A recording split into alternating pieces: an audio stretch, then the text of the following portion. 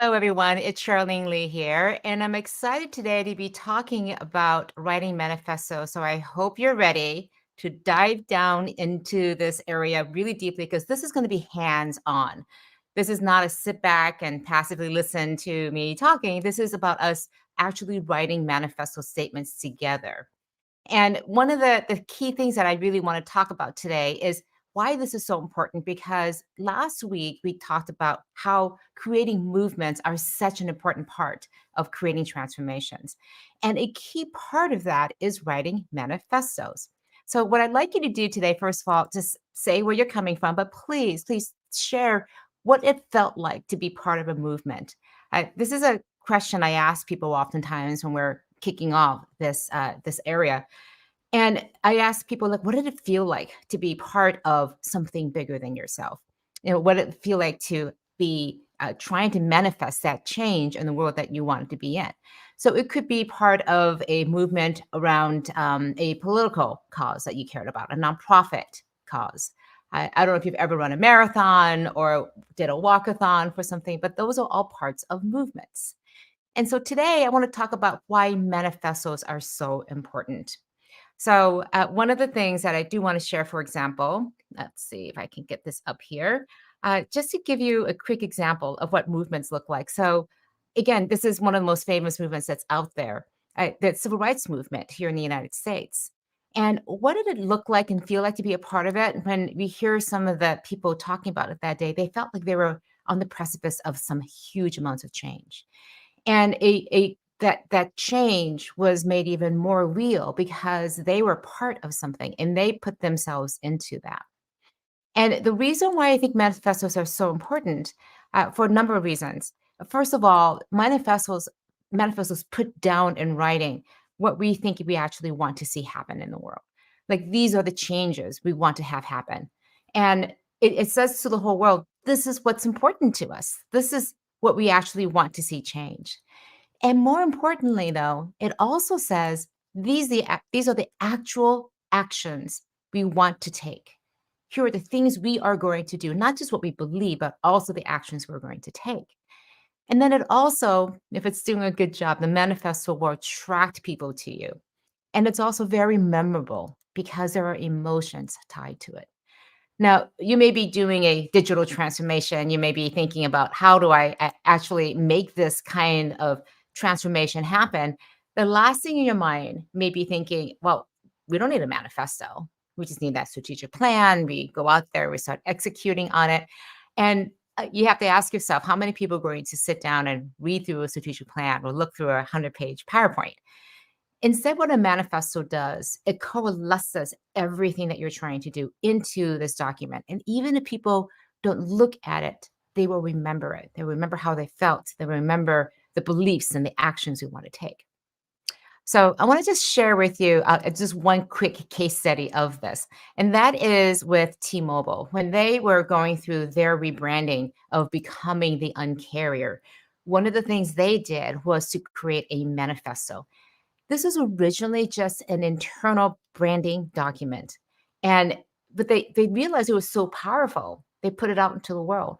And their main audience wasn't customers. It was actually employees because they wanted people to understand, well, this is what we're trying to do. And so I'll just pull out a couple pieces from this. One of the things they put out there was, this is how it begins. We will give customers, we're not like other wireless companies. Why would we be? They're in the phone company business. We're in the changing the phone company business. And it goes on to say a bunch of beliefs, and then it really focuses on the specific actions they want to take. We will give customers new phones right now. We will serve up all the data that they need, and we will reward loyalty where other carriers don't. So, one of the other things that they did then is to just end it by saying a very emotional call that says, this is all ours, more than a new carrier, a new category. We are T-Mobile, the uncarrier, and we will be unrelenting. So at this point is when people stand up on their feet, out of their chairs, and they're cheering, yeah, we can do it, T-Mobile, the uncarrier. So you can imagine that this is a true call to action. So You remember what this is like. You know what it's like. And I just want to share one comment here from Gloria. Thank you so much for sharing this, Gloria. She's sharing, this is so true. I was a Black student at Little Rock Central High School. Imagine you were right there during the civil rights era. And yes, there was a sense of being on the cusp of change. So thank you, Gloria, so much for sharing that. Again, just having that personal engagement, involvement, and also that experience. Thank you so much for sharing that because when you're sitting there right at that cusp of change, as Gloria was saying, it feels like anything could be possible. And so I wanted to share a couple other examples of manifestos, and then we're going to get into writing our own. So don't worry about what it's going to look like. You're not going to be looking at a blank sheet of paper. We're guiding you through all of this. But here are a couple examples that I thought might be interesting as inspiration. This is the manifesto from Next Door. Let me make this a little bit larger so you can see it. And they say this is our manifesto. This is actually on their wall inside of their offices. We are neighbors for neighbor barbecues, for multifamily garage sales, for I can't read it here, for trick or treating, very appropriate for the past couple of days here in the United States again. Here are some other examples of manifestos. The one on the left here is one that you all may recognize from an ad campaign from Apple. Here's to the crazy ones, the misfits, the rebels, the troublemakers, the round pegs and the square holes. Here's to the crazy ones. And it was a call to people to let their inner crazy spirit come out, to let that creativity and that innovation come out. And the one on the right is a manifesto from Lululemon. This is actually on their shopping bags. And there's a whole bunch of things about what it is that they are trying to enable people to do in their lives. So these are all great starting points to think about. And what I'd like to do now is really talk a little bit about what are the ways that we can actually start thinking about writing our own manifesto. Because when you write your own manifesto, what happens is you are putting down on paper what you believe, what you think is wrong with the world, what you want to see change. And then you're also thinking about the actions you want to take. Now, when I say you, this could be you as a leader, but it also could be you as the organization. And when I've run these workshops, people are like, oh, this is incredibly powerful because it's really calling up from inside of me, inside of us. What are the things that are most important to us? And not at the core value level, but really what do we believe and what do we want to see happen in the world? What does the future look like for us? How do we talk about that? And when we talk about it in these very aspirational, but also very concrete things that we're going to do, it starts changing the way we think about ourselves and how we orient ourselves and our daily work, our weekly work, the work we're trying to accomplish in a period of time. So what I'd like to do is go through and give you some starter questions to think about. So let me get these slides up here. Here we go. So some questions to inspire you. First of all, when it comes to your industry, what fills your soul with passion? What are you passionate about? I was just speaking at an event yesterday for designers, these leaders of the top design firms from all around the world. And you can imagine the thing that drives them is this passion for great design, for design that can be lived in, design that can be inspired. So they were all talking about how that passion drives them. But also, you want to also identify what could be so much better if only people did something about it. What could really change? It could also be for inspiration. What do you feel everyone else is getting wrong? What is it that you see and you feel like people just don't understand it? They don't see this opportunity. And if you're a business owner or a founder or a leader or manager, what matters to you? And then also, what matters to your customers? At T-Mobile, their motivation was that their customers were really angry at carriers. So they really focused on that. So now that you're thinking about those things and getting a little bit warmed up, now you want to do is start with a rant. What I mean by that is you're going to start with what do you think is wrong with the world? What do you think should be changed about your life, about the industry, about your organization, even about society? So I'm going to give you a few prompts here. The first one is I'm just going to give you three examples and three themes, and we'll be carrying them out throughout the entire workshop here. The first one is that the world is biased against left-handed people. I don't. I'm actually right-handed, but I have a lot of family members who are left-handed, and it's just so frustrating. I see the frustration that they have. Um, I also have a cat, and I feel like fundamentally cats are misunderstood. People think they're nasty, they're mean, they're all about themselves, and that's just not right because cats are wonderful pets. And then because I'm on a diet, a low carb diet, and I like beer, I feel like low carb beer should be everywhere available whenever people want them. So you start with the rant. Okay. So write down one or two rants that this is kind of drives you crazy. This is the stuff that you go on about with people. You wish people could see this. So write down one or two rants. Just take a minute, take your pen, and write that down now. Okay. So, and if you like, I encourage you to share them in the comments too. So as we go along here, the next step after you have a rant, and here's the magical moment, you actually flip the rant into a belief. So look at that rant, and what's the underlying belief behind that rant? What is it about the world that you see that is not being right? So flip that rant into a belief. So, for example, before I had the rant, the world is biased against left handed people. The underlying belief behind that is actually the world should be designed to be ambidextrous, that it's going to be equal whether you're right handed or left handed. If the rant is that cats are misunderstood, then the belief is that, well, cats are wonderful and they deserve all of our love and our understanding. And then if the third rant that I had was that restaurant and beers rarely have low carb beer, then the belief should be the low carb beers can be delicious and a staple on drink menus. So go ahead and write down that new belief. Write down what you think the world should really be thinking about, the underlying belief behind that rant.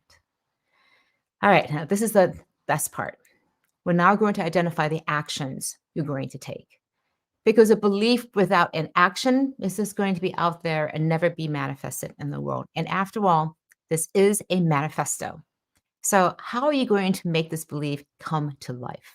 What's the action that you can take, you personally can take, or that the organization can take to live that belief and make it a reality? So, again, looking at those beliefs that I had listed before, maybe I will seek out and promote ambidextrous designs, or I will share stories about amazingly loving cats. And maybe I'll host a low carb beer tasting at a local restaurant. So now that you have your beliefs and your actions, it's now actually time to write your first shabby draft. So there are two ways you can structure this. You can say, I believe that, and you put down the belief, and we'll do an action. Or you can do, we are doing an action because we believe that, and you add the belief. So if you put this all together, it becomes a manifesto statement. So I'll just use those three examples again. We believe that the world should be designed to be ambidextrous, and we will seek out and promote ambidextrous designs. And for cats, we believe that cats deserve our love and understanding, and we will share stories about amazingly loving cats. And the last one, I am hosting local restaurant and beer tastings because I believe low carb beer can be delicious and should be a staple on drink menus. So that's a very quick run through of how to actually write manifestos. And I would love to hear from you. What do you think about this process? How do you think about actually writing your manifesto? Because this is the time and place to be doing this. We are in such a place of change right now. And to focus and orient your change and what you want to accomplish in the world in a document that can be shared, can be put together and put out there. And even if you don't share with anybody, so for you to have this manifesto can be an extremely grounding and focusing exercise. So, first of all, I want to just acknowledge Jay for thanking him for supporting the fact that cats absolutely rule. I had my cat here, but he was causing such a commotion, I had to put him upstairs. But I was hoping to feature him like, here, yeah, cats rule. But he was being a little bit of a troublemaker, but I love him dearly. So thank you, Jay, for that. And what I would love to do right now is to share with you the manifesto that I wrote. I'm just sharing the first part of it because I just thought you might like to get some inspiration, but also hear uh, the change that I want to see manifest in the world. So I'm just going to read this real quick. I believe that in a time of unprecedented change and turmoil, we need leaders who thrive with disruption and strive to make things better. We need leaders who don't just wave their arms in the air and talk about change, but are also capable of making it happen. And not just any kind of change, but disruptive, exponential, transformative change. Because we won't get to where we need to be if we play it safe. Disruptive leaders step out of their comfort zone every day because they know that the opportunity requires leadership. They put on the mantle of being a disruptive leader, confidently and fearlessly leading their organizations and followers toward that future. And my manifesto goes on to explain in great detail some of the things that I want to do, things that I want to accomplish, how I'm going to make that happen, how am I going to help disruptive leaders thrive with all of this disruption and change happening. So, this is one of the key things that I encourage you to do. Write that shabby first draft. Don't worry about whether it's right. Don't spend the time to wordsmith it. Literally, take that rant, flip it into a belief, put some action, and then just put them out into bullets and just write that shabby first draft. Because once you have it there, once you get it all out of you, you will be able to look at it and go, okay, yeah, this it's gonna feel great. I guarantee you this. It's going to feel great.